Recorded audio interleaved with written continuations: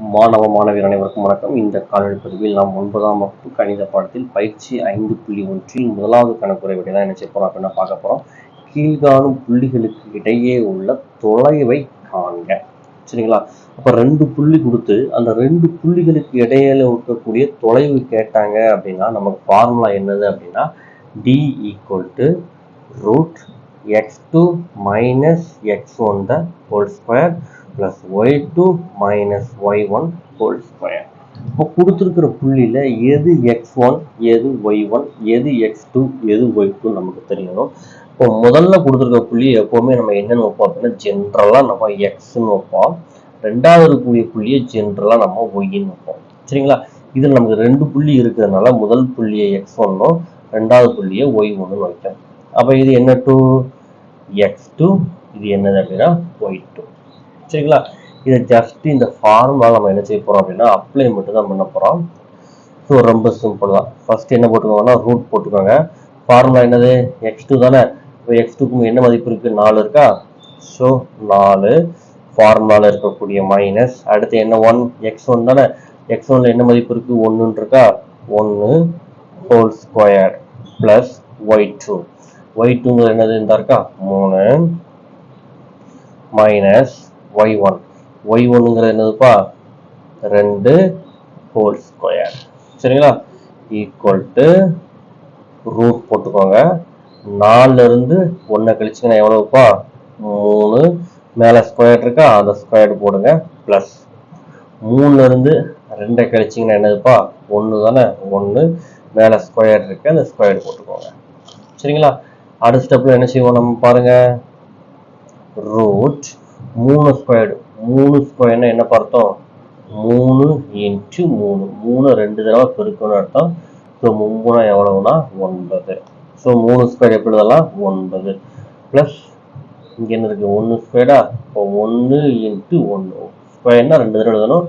1 பெருக்குனீங்கன்னா இங்கே நமக்கு 1 தான். ஈக்குவல் டு இந்த 9ஐயும் 1ஐயும் கூட்டிங்கன்னா என்னப்பா வரும் 10ன்னு வரும்.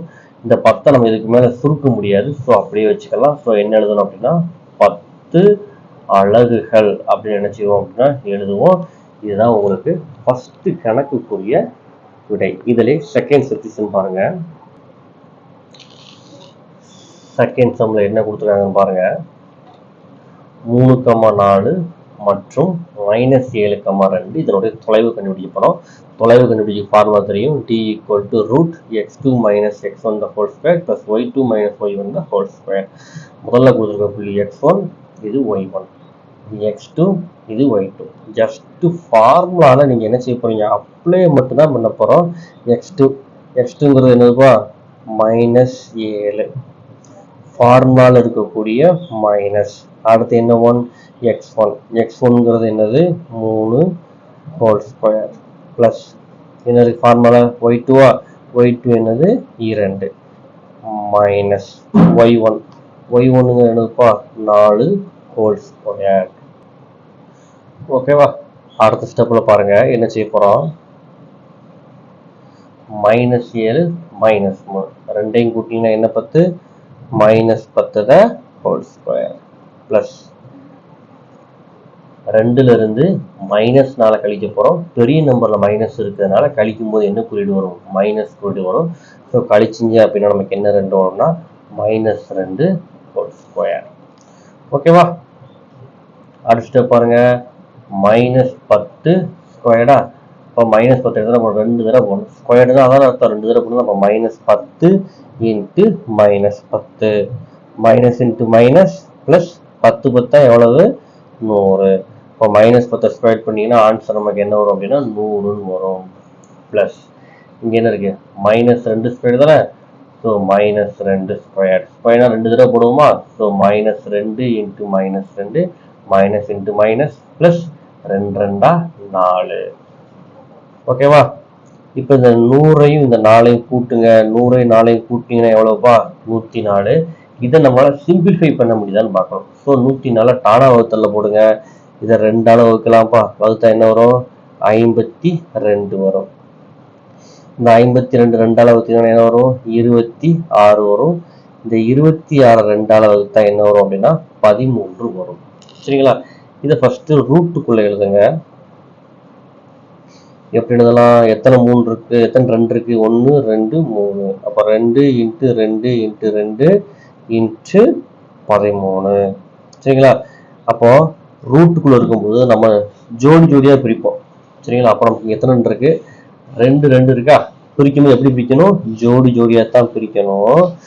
ஸோ இதை நம்ம எப்படி எழுத போறேன்? 2 × 2 இருக்கா? இதை நான் 2 ஸ்கொயர்டு நான் என்ன செஞ்சுக்கலாம் அப்படின்னா எழுதிக்கலாம். எழுதிக்கலாமாப்பா? அடுத்து பாருங்க, இன்ட்டு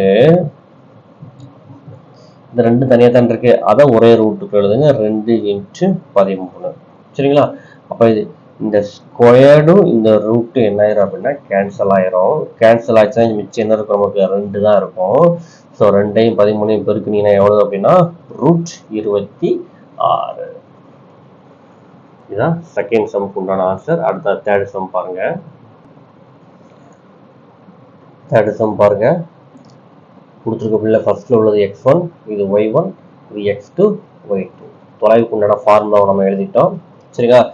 ஜஸ்ட் அந்த ஃபார்முலா நம்ம அப்ளை பண்ண போறோம். x2 x2 மதிப்பு என்ன இருக்கு? c மைனஸ் x1 x மதிப்பு என்னது? a whole square plus y2 மதிப்பு என்ன இருக்கு? b ஃபார்முலா இருக்கக்கூடிய மைனஸ் y1 என்ன இருக்கு? b whole square. அப்போ b-யும் கழிச்சோம் அப்படின்னா ஆன்சர் என்னதான்? நமக்கு 0 தான். அப்படிதானே? அப்போ இங்க நமக்கு என்ன இருக்குன்னு பாருங்க,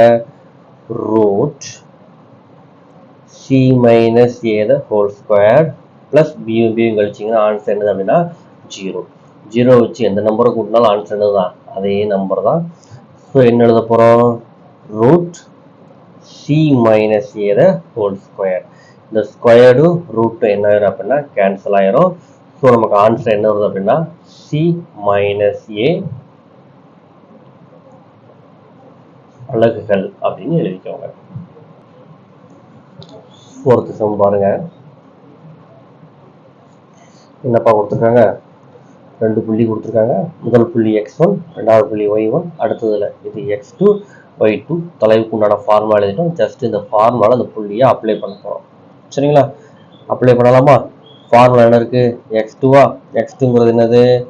-2. ஃபார்முலால இருக்கக்கூடிய மைனஸ். அடுத்து என்ன ஒண்ணுப்பா? x1க்கு மதிப்பு என்ன இருக்கு? 3 ஹோல் ஸ்கொயர் பிளஸ் இங்க என்ன இருக்கு?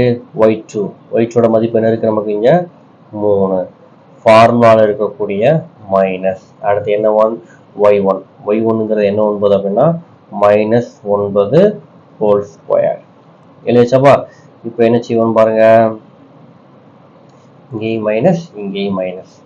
ஸோ ரெண்டையும் கூட்டினீங்கன்னா என்ன? 5 -5 ஹோல் ஸ்கொயர் பிளஸ் இங்க பிராக்கெட்டுக்கு வெளியே ஒரு மைனஸ் இருக்கு, பிராக்கெட்டுக்கு உள்ளக்க ஒரு மைனஸ் இருக்கு. ஸோ மைனஸ் உள்ள கொண்டு போனீங்கன்னா மைனஸ் இன்ட்டு மைனஸ் எதா மாறிடும் அப்படின்னா பிளஸ்ஸா மாறிடும்.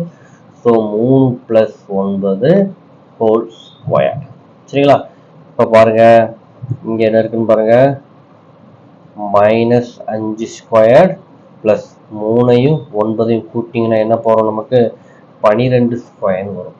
-5 ஸ்கொயர்னா எப்படி எழுதுவோம்? அதை -5 × -5 மைனஸ் இன்ட்டு மைனஸ் பிளஸ் 5 × 25. சரிங்களா? அடுத்த இருக்கு பாருங்க, 12 ஸ்கொயர்னா 12 2 தடவை எழுதுமா? 12 × 12 12 எவ்வளவுப்பா? நமக்கு 144. இது ஜஸ்ட் இதுல பிரதியிடுங்க, அவ்வளவுதான். 5 ஸ்கொயர்னா எவ்வளவு?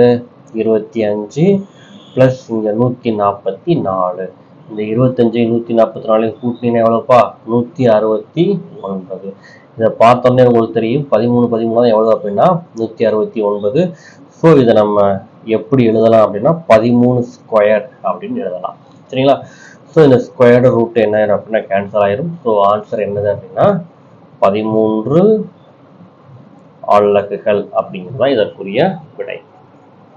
ஓகே ஸ்டூடெண்ட்ஸ், இந்த சம் உங்களுக்கு புரிஞ்சிருக்கும் நம்புறேன். புரிஞ்சிருந்துச்சுன்னா வீடியோ ஒரு லைக் பண்ணுங்க, நம்ம சேனலை உங்கள் நண்பர்களுக்கும் ஷேர் பண்ணுங்க. தேங்க்யூ ஃபார் வாட்சிங் ஸ்டூடெண்ட்ஸ்.